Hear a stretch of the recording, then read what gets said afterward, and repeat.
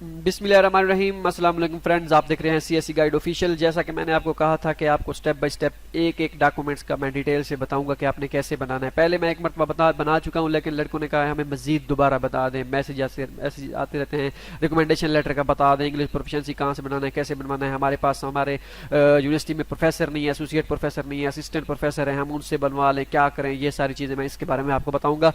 तो आइए चलते हैं। पहले पहले हम करेंगे रिकमेंडेशन लेटर की बात। रिकमेंडेशन लेटर, ये रिकमेंडेशन लेटर आपको नजर आ रहा है। ये पहला रिकमेंडेशन लेटर है और दूसरा रिकमेंडेशन लेटर मैं आपको दिखाता हूँ। ये दूसरा रिकमेंडेशन लेटर है। आप इसमें चेक करें कि इसका जो फॉर्मेट है और इसकी जो बॉडी है इस दूसरे फॉर्मेट से चेंज है, ठीक है।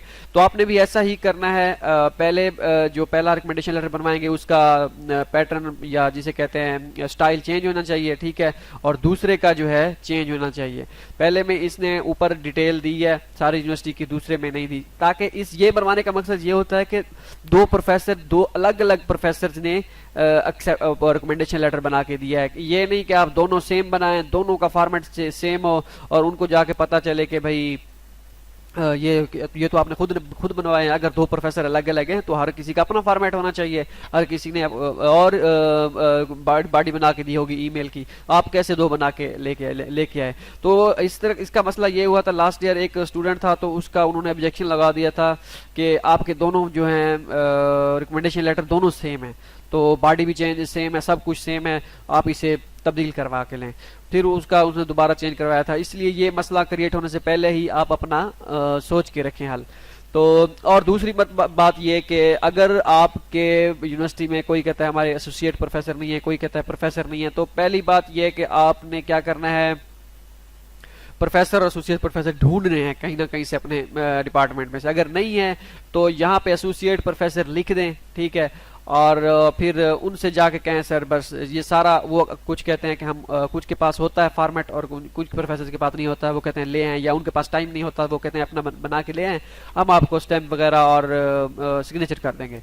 तो आपने क्या करना है, बना के लेके जाना है, क्योंकि टाइम नहीं होता प्रोफेसर के पास। तो आप जैसे ही बना के लेके जाएंगे, एसोसिएट प्रोफेसर लिख के आप लेके जाना है। अगर नहीं है तो क्योंकि और कोई हल जो नहीं है तो आपने वो लिख के लेके जाएंगे, वो आपको साइन कर देंगे। उसके बाद कोई कहते हैं लड़के स्टैंप हमारे प्रोफेसर के पास प्रोफेसर की स्टैंप नहीं है, तो कोशिश करें स्टैंप लगाएं। अगर स्टैंप नहीं लगती तो फिर ऐसे ही फॉर्मेट ऐसा बना के, ठीक है, तो आप क्या कर सकते हैं, बना सकते हैं, कोई मसला नहीं है। उसके बाद आते हैं दूसरे रिकमेंडेशन लेटर पे, ठीक है।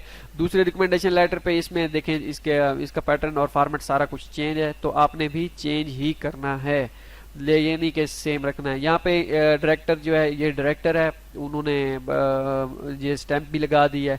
तो आपने भी अगर आपके पास स्टैंप है, अगर आपका कोई प्रोफेसर नहीं है, हेड ऑफ डिपार्टमेंट है, ठीक है, तो आप एसोसिएट प्रोफेसर लिखवाने की बजाय हेड ऑफ डिपार्टमेंट लिखवा लें, ठीक है। प्रोफेसर साथ नाम भी लिखवाएं तो, या एसोसिएट प्रोफेसर लिखवा भी लें तो कोई हर्ज नहीं है, लेकिन हेड ऑफ डिपार्टमेंट लिखवा लें, उनको पता चल जाएगा। अगर कोई और नहीं है तो आप डायरेक्टर लिखवा लें, डायरेक्टर लिखवा के ले जाएं। डायरेक्टर की स्टैंप आपकी यूनिवर्सिटी की होगी तो वो आपको स्टैंप लगा देगा। स्टैंप ना भी हो तो सिग्नेचर वगैरह कर देगा, सब कुछ ईमेल वगैरह वो सारी कुछ ले लेगा।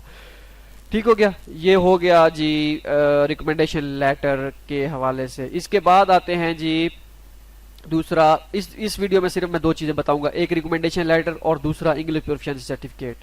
और इंग्लिश प्रोफिशिएंसी सर्टिफिकेट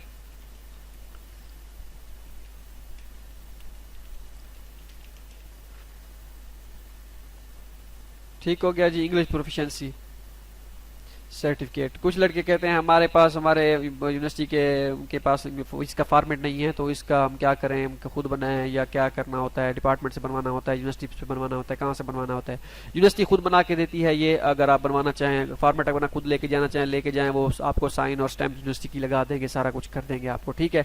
और कुछ यूनिवर्सिटीज में जो है इंग्लिश प्रोफिशिएंसी सर्टिफिकेट आइट्स लिखा होता है, लेकिन इंग्लिश प्रोफिशिएंसी सर्टिफिकेट जो है आपका चल जाता है, चाइना में लिखा भी हो, कुछ 4-5 यूनिवर्सिटीज हैं जहाँ नहीं चलता, बाकी हर जगह चल जाता है, ठीक है। वो कहाँ नहीं चलता, कहाँ चल जाएगा, इंग्लिश मतलब कि वो एक्सेप्ट करेंगे, तो वो उसका बता दूंगा। तो चलते हैं इंग्लिश प्रोफिशिएंसी सर्टिफिकेट की तरफ, ठीक है। ये आप देख सकते हैं इंग्लिश प्रोफिशिएंसी सर्टिफिकेट आपके सामने है, टू होम इट में कंसर्न, और यहाँ पे आप चेंज कर सकते हैं, इंग्लिश प्रोफिशिएंसी सर्टिफिकेट लिख सकते हैं, ठीक है, तो लिख लें तो बेहतर है। यहाँ पे लिखा हुआ कि इसका सारा जो है सारी मीडियम इंग्लिश में है, सारी वो स्टडी इंग्लिश मीडियम में है, सारी चीज़ें ये आप देख सकते हैं। आपने भी ऐसा बनवा सकते हैं, लेकिन आप ये ख्याल रखिएगा ये जो रिकमेंडेशन लेटर हैं और ये सारी चीज़ें सब ने इसमें चेंजिंग लाजमी करनी है। अगर किसी ने छापा लगाया तो सबका सेम डाटा चला जाए होगा। अगर मीन्स कि आपने एक यूनिवर्सिटी में अप्लाई किया है, हाउसवांग या जो शंघाई जियोतांग में आपने अप्लाई किया है इसी फॉर्मेट के हिसाब से, और दूसरे किसी लड़के ने भी यही कॉपी करके सेम भेज दिया है, तो आपका फॉर एग्जांपल डिपार्टमेंट में भी सेम आ गया, तो फिर वो देखेंगे भाई यूनिवर्सिटी आपकी अलग अलग अलग होगी, और अगर प्रोफेसर अगर वो ये सारा कुछ सेम होगा तो फिर मसला होगा। ठीक हो गया। तो आपने इंग्लिश प्रोफिशिएंसी सर्टिफिकेट ऐसे बनवाना है, तो आप अगर बनवा सकते हैं। होप सो आपको वीडियो पसंद आई होगी। नेक्स्ट मिलते हैं अगली वीडियो में, कि अगली वीडियो में आपको मैं बताऊंगा कि डॉक्यूमेंट्स कौन से रिक्वायर्ड हैं, मींस के आई थिंक आगे स्टडी प्लान के बारे में या रिसर्च प्रपोजल जो पर्सनल स्टेटमेंट कोई चीज़ें होती हैं इसके बारे में मैं बताऊंगा, और बाकी जो डॉक्यूमेंट्स रह गए हैं नोटराइज वगैरह कैसे कराना है वो सारी चीज़ें भी स्टेप बाय स्टेप मैं आपको बताऊंगा अगली वीडियो में। होप सो आपको वीडियो पसंद आई होगी, दुआ में याद रखिएगा। अल्लाह हाफिज़।